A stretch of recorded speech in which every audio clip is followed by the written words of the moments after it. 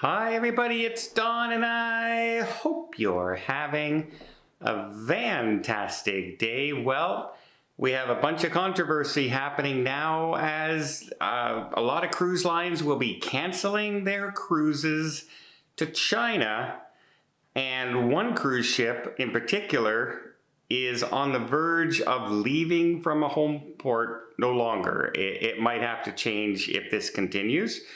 We have a big celebration happening in Galveston right now with Carnival Cruise Line. I'll explain a little bit about what's happening there. And in the port of Miami, it seems the cruise industry has a bit of a reprieve, but there's still a lot of uncertainty. They could actually have no fuel for any of their cruise ships.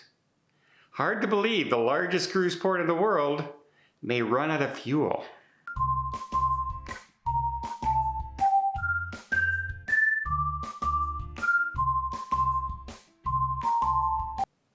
So it seems right now that in retaliation, China is introducing a new special port fee. Now, this is in retaliation because the United States in October introduced a new fee, or whatever you want to call it, on shipping ships from China. And they were going to put it on cruise ships as well, but no China cruise ships come to the United States. So it's basically just on international shipping.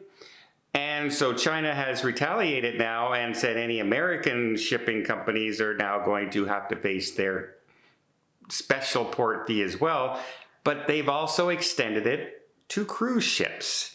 Now, what does this mean? Well, currently it's going to be about $57 per gross ton, rising in a few years up to $157 per gross tons, which would mean currently there is the Spectrum of the Seas that is sailing from Shanghai, home ported.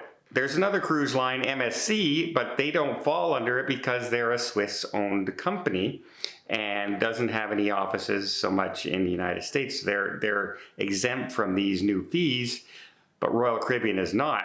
And the Spectrum of the Seas has received a waiver because they're home ported there. Now, if a cruise ship is stopping by, just visiting the Chinese ports, there is no exemption, and it could go anywhere from $9 million per cruise ship, and in a few years rise to up to $27 million. Cruise lines aren't going to pay this, folks. It's as simple as that. In fact, Oceania Cruises has already canceled stops into Shanghai. Disney is looking at canceling their stops going into Shanghai until all this stuff is reserved. And right now, like I said, the only home ported ship for Royal Caribbean is the Spectrum of the Seas. It has a temporary waiver for these fees, but if that waiver gets dropped from anything going on, that ship may pull out immediately. Can you imagine an extra $9 million fee for the cruise line just to pull into port? They're not going to stand for that. They're not going to stay there. They're going to leave immediately. I'll let you know if there's any changes to this in the future. It's just things, folks. Next, let's talk about some better news. Some better news. We have Carnival Cruise Line is celebrating 25 years in Galveston at the cruise port.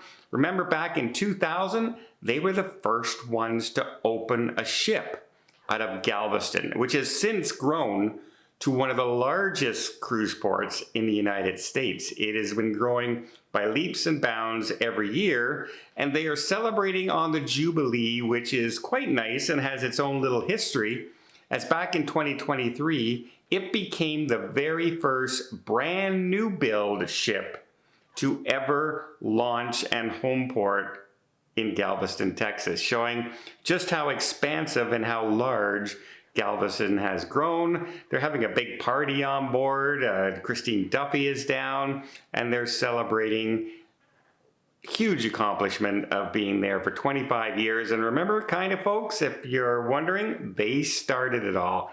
And remember, cruise ships selling, they really have Texas flair on some of their Carnival cruise ships. They have country music. They have everything going on as far as country is concerned. The great state of, they always play the football games.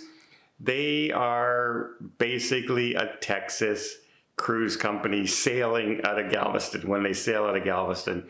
So if that's your thing, that's the great port to sail out of. Congratulations to Carnival and to Galveston, Texas for 25 years of service. That's a pretty good accomplishment. Next, let's talk about what's been happening in Miami.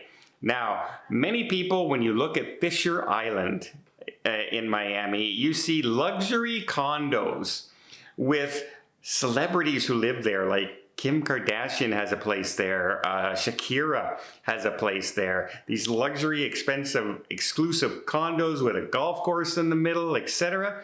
Well, what they also have is the bunkering station for the Miami cruise port. It holds up to 700,000 barrels of fuel, and that's where all the cruise ships get their fuel from. Now, this has recently been sold to a company who has stated that their entire plan is to turn that area where those bunkering stations are and where all the fuel is stored into more luxury condos. They can make a lot more money with these condos and condo fees on this island. And so that was their plan. Now, they just sold it for $180 million, that area. However, they have a leaseback agreement saying that they will still continue to run the bunkering operations. But what we don't know is for how long. How long is that lease up for? The cruise industry and CLIA and all the cruise lines who sail out of Miami have been with politicians, etc., fighting this sale, trying to get some guarantee that the fueling station will stay there, and it seems like they've kind of got something worked out. However, we don't know how long this agreement and leaseback is for.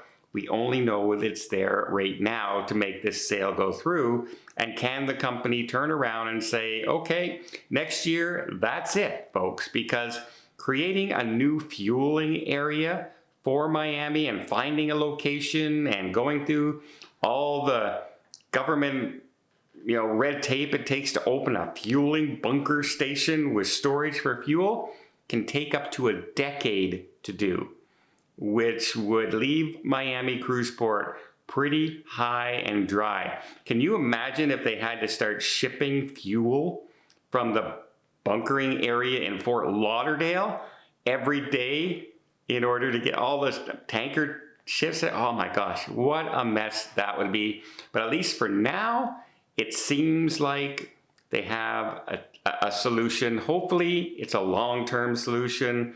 They're really not coming out with too many details about the agreement, only to say that they have a leaseback agreement. They're going to continue to run that facility, hopefully for at least many, many years in the future, or at least until a new bunkering area can be purchased and built. I hope you appreciate this video. If you did, please give it a thumbs up. Want to see more tips, more tricks, more travel vlogs from around the world? Hit that subscribe button. Until next time, have yourself a safe and a great vacation.